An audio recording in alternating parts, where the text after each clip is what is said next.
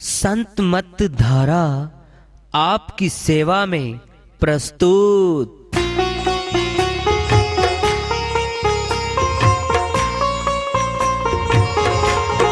जो चाहता है प्रभु प्यारा वो आओ संत मत धारा। भक्ति भेद बता कर सारा वो कर दे भव के पारा। जो चाहता है प्रभु प्यारा वो आओ संत मत धारा। भक्ति भेद बता कर सारा वो कर दे भव के पारा। जो चाहता है प्रभु प्यारा।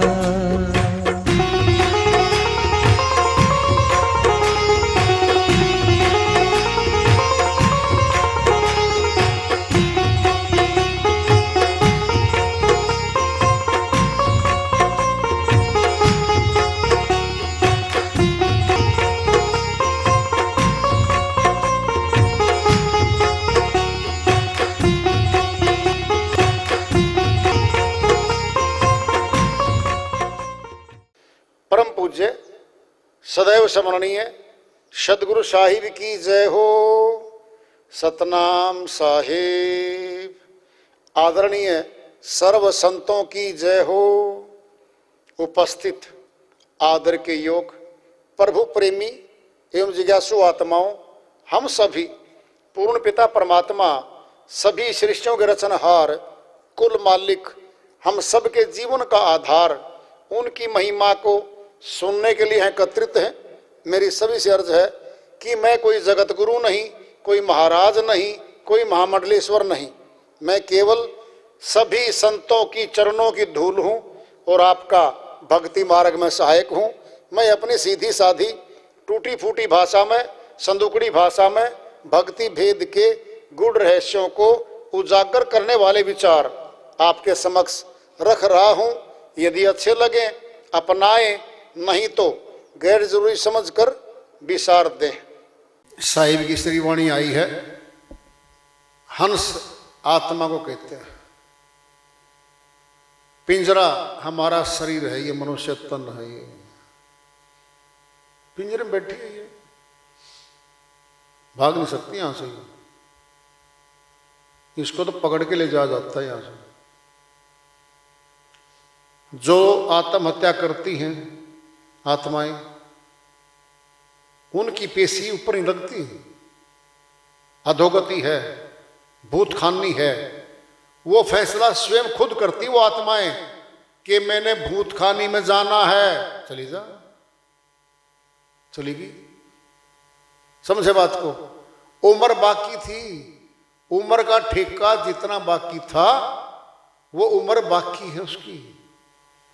क्या होगा जब ऊपर नहीं जाएगी फैसला करवाने, तो फिर यहां भटकती फिरेगी।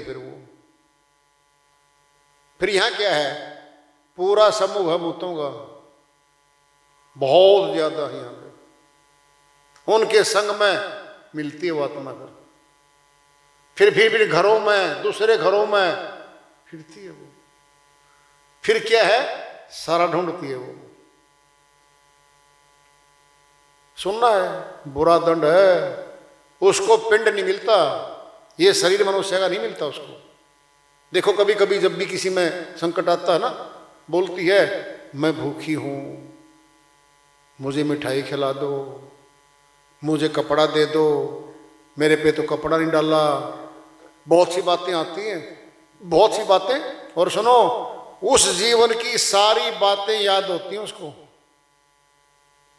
सारे परिवार के नाम बता सकती है वो, कैसे मरी बता सकती है वो, कौन थी, सारा किस्सा पूरा जीवन का वो आत्मा बता सकती है। क्योंकि उसके अंदर अंकित है सब कुछ। वो आत्मा यहीं भटकती है। फैसला होगा, उम्र का ठेका पूरा, तुरंत पकड़ के ले जाएंगे यहां से। ये कर्म खाता है, इसके आधार पे आगे जन्म होंगे। 84 में जाना है या मनुष्य तन मारना है, वो अलग बात है। क्या है, इसी में पकड़ धकड़ कर लेंगे वो। साहिब की वाणी बहुत बड़े फैसले कर रही है।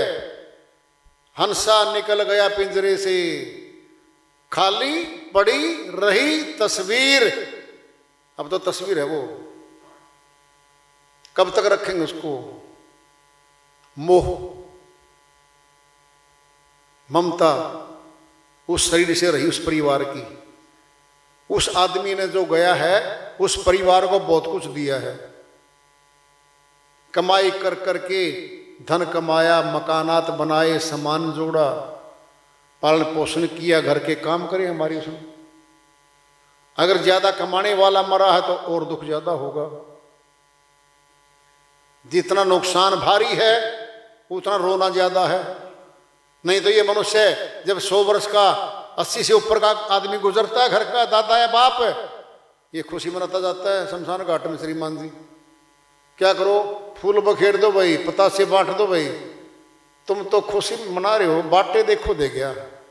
एक चारपाई खाली होगी, एक कमरा खाली होगा इस बुढ़े का, इस दादा का। बेटा तने में लगा यू कमरा तो।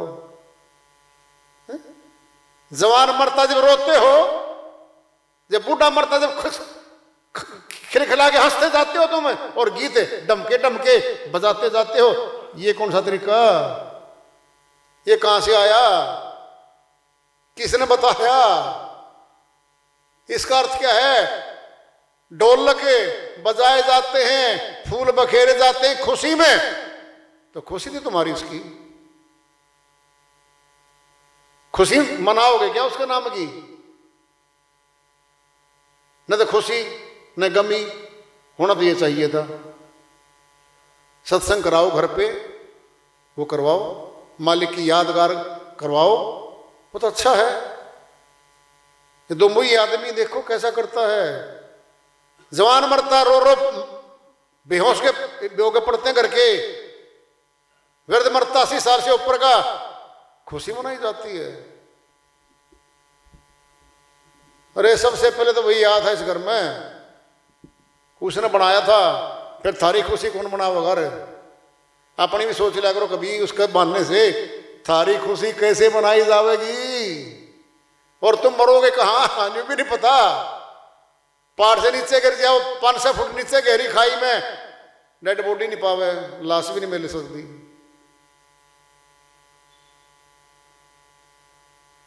कितना कैसी कैसी रस्म रिवाज बना के बैठा है इंसान ये। उसके तो गुण गाओ, कुछ दे के गया इस परिवार को आदमी, सुनना है। महंगे श्वास दे गया और भक्ति नहीं कर पाया वो आदमी। क्या दुख नहीं होगा इस बात का? जब उसका घाटा होया है और फायदा होता तो हमारे घर को मिलता। भक्ति का तो नहीं पता आपको। जो एक भी आदमी उस घर में भक्ति करता है ना, उसका अंश सारे परिवार को मिलता है। ये बात कभी नहीं सोचता कभी भी आदमी, उल्टा करते हैं ये। सत्संगियों के और भक्तों के साथ ये समाज, चाहे परिवार में बैठे हों, चाहे पड़ोस में, चाहे रिश्तेदारी में बैठे हों, विरोधी करते हैं लोग। लाभ उठाने की बजाय उनका विरोध, उनकी निंदा करके नरक को ढूंढ लेते हैं। नरक में जाती हैं वो आत्माएं बाद में। हंसा निकल गया पिंजरे से, खाली पड़ी रही तस्वीर। अब तस्वीर लेटी हुई है। बोल लेंगे साहिब, पूरा बखान करते हैं। जब यमदूत लेने को आवे, नेक ने धरते धीर। ऑर्डर होता ऊपर से, जाओ फला को ले आओ। भागते हैं वो, फटाफट आत्मा के पास आ जाते हैं। मारी और आत्मा छोड़ती कौन? शरीर को। बात करते हैं इसके साथ, दिखते हैं उसको। कहती आत्मा, मुझे 1 घंटा 2 घंटे 1 दिन रहने दो इसमें। नहीं, बहुत उम्र खा गया यहाँ पे रहते रहते तो। इतने दिन, इतनी उम्र का ठिक्का तेने पूरा कर लिया यहाँ का। मैं घर वालों को बताया हूं, नहीं बताने देंगे। देखो जब नहीं निकलता कोई मकान से तो जबरदस्ती निकाला जाता है। वो खींचते हैं आगे से दो बाजू, देख लो तुम, वो पैर डाल लेता है दिल्ली में, फिर खींचते हैं, फिर घिसरता है वो, फिर निकाल के बाहर गली में फेंकते हैं उसको। फिर ये मकान है इसका आत्मा का रहने का। साहिब झूठ क्यों बोल लेंगे, भाई को डराएंगे थोड़ी, वो सत्य बात प्रकट कर रहे हैं। वो जब नहीं निकलता तो मार के पीट पीट के बाहर निकाला जाता है, घर में से भी, इस नाशवान संसार में से भी आदमी। ऐसे ही इस शरीर में से साहिब कहते हैं मारी मारी के प्राण निकारे बहे नैन से नीर। कई बार तो आंखों से पानी बराबर में फिसल जाता है। सुनो, जब पिटाई होती है तो क्या करते हैं, कई जगह कोठरी में ले चलो, दरवाजे बंद, अब कोटा पीटी शुरू करो इसकी। ये है अपराधी को। फिर ये अपराधी अपने कर्मों की आत्मा। पिटाई कुटाई शुरू हो जाती है, क्या हो गया, गेट बंद सारे, झांकी बंद, दरवाजा बंद, रोशनदान बंद। क्या ये अपने मुखड़ा बंद, आंख बंद और कान बंद। बोलो, अरे कमरे में क्या है, मेन गेट है, खिड़की है, रोशनदान है, तीनों ही बंद। अपना क्या है, मुखड़ा बंद, बोल नहीं सकता, आंखें बंद, देख नहीं सकता, कान बंद, सुन नहीं सकता। इतनी पिटाई करते हैं, इतना दर्द होता है इस आत्मा को। बहन सहजोबाई ने बता रखा है दर्द आत्मा का, जो भक्ति नहीं करती आत्मा। अरे भक्तों के लिए कोई डर नहीं है, भक्तों का तो डर दूर किया जा रहा है। भक्तों को तो खुशी मनानी जानी चाहिए कि उनको इस पीड़ा से बचाया जाएगा। ये पीड़ा भक्तों को नहीं होगी, संसारियों को होगी। जो भक्ति नहीं करता उनको तो ये पीड़ा होगी ही होगी भाई, कोई बचा भी नहीं सकता उनको। बहन से जो भाई बताती हैं मौत के टाइम की बखान करेंगे दुख का। सहजो मृत्यु के समय पीड़ा होत अपार, बिच्छू 1000 ज्यों डंक लगा एक सार। बहन सहजो भाई कहती हैं मौत के समय एक बिच्छू काट ले जिंदा जी आदमी को, नींद नहीं आ सकती रात को, टीका लगवाना पड़ेगा, गोली खानी पड़ेगी। 1000 बिच्छू एक साथ काटेंगे, जोड़कर जो दर्द होता है इतना दर्द होता है।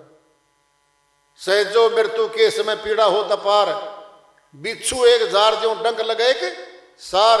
इसे डर लो, इसे बात को मान लो, डर लो कम से कम। है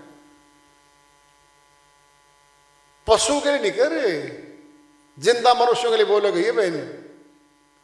Sahajo by, Meera by, गणिका by, कमाली बाई, दया बाई, बहुत हुई है भाई, बहुत हुई है। अमरलोक की संत हुई है वो बातें सच्ची बोल के गई है हमारे लिए। तो साहिब कह रहे हैं भाई इतनी पिटाई होनी है इसकी। फिर क्या कह रहे हैं, बहुत मनाए देवी दे। अब सुन लो, कोई देवों की पूजा करते हैं, कोई देवियों की, कोई पीरों की, कोई मंडियों की, कोई कब्रों की। क्या है ये, इन्हीं के बारे में कह रहे साहिब, जो इनकी पूजा करते रहे उम्र लग गई सारी। देवी देवता खूब मनाए और मनाए पीर, अंत समय कोई काम न आवे। ये नहीं काम आते इसके, क्योंकि इनकी भी पिटाई हुई थी कभी, और फिर आएंगे तो फिर भी होनी है। समझ लो, भक्ति में नहीं है वो, भगवान की भक्ति की लाइन में नहीं है वो।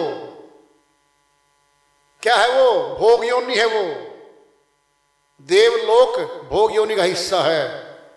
सारे देव, सारी देवियां, जितनी भी हमारी मान्यताएं बना के हम बैठे हैं, ये सारे के सारे पुण्य कर्म है, केवल भक्ति नहीं है इनमें कहीं भी।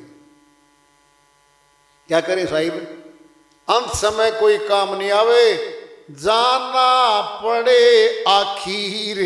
ये नहीं कह सकते परमात्मा को इसको छोड़ दो, नहीं छोड़ सकते भाई। उसका इलाज क्या होना तो उसमें पता है। साहिब की श्रीवाणी है ये। अब तो मर गए आदमी, क्या हो रहा है? कोई रोवे, कोई मलमल धोवे, कोई उठावे चीर। रिश्तेदार, परिवार, चारों तरफ कपड़े निकालो, कफन लाओ, अर्थी बनाओ, नहलाओ। आखिरी कपड़ा हमारे घर से जाना चाहिए। सभी अपने अपने कपड़े उठा के लेके आते हैं। क्यों? आखिरी कपड़ा है, आगे लेन देन उस आत्मा के साथ खत्म है। आखिरी दे दिया बस, यानी पूरा हो गया उस आत्मा के निमित्त। सोचो पहले, अब थोड़ा विचार करियो।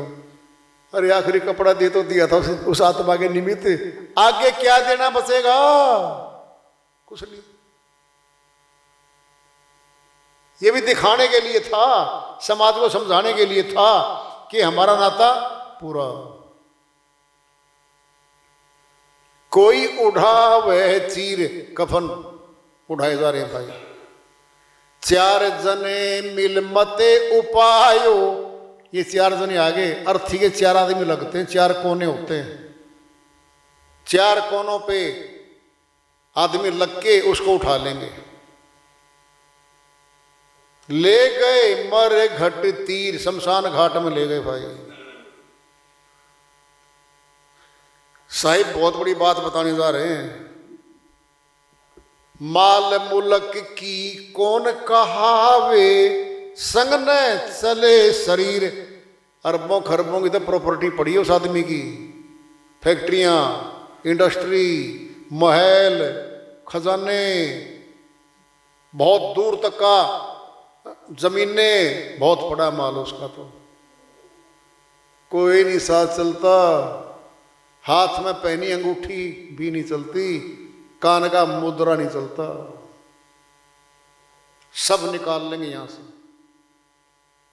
बड़ा सयाना ये।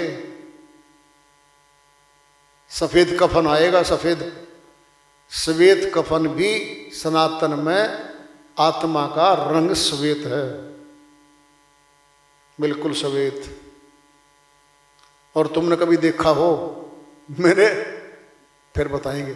तो अगर किसी को दिखता हो ना कभी, कहते हैं पितर दिखा था, सफेद वस्त्र में खड़ा था भाई।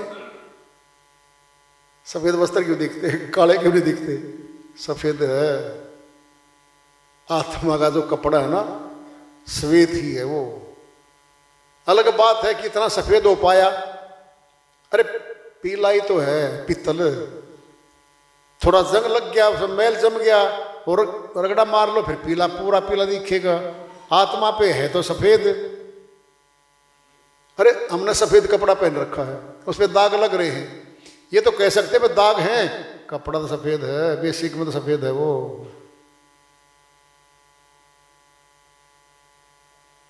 ये देखो तुम, माल मुल्क किसका तो राजा बना बैठा था यहां पर।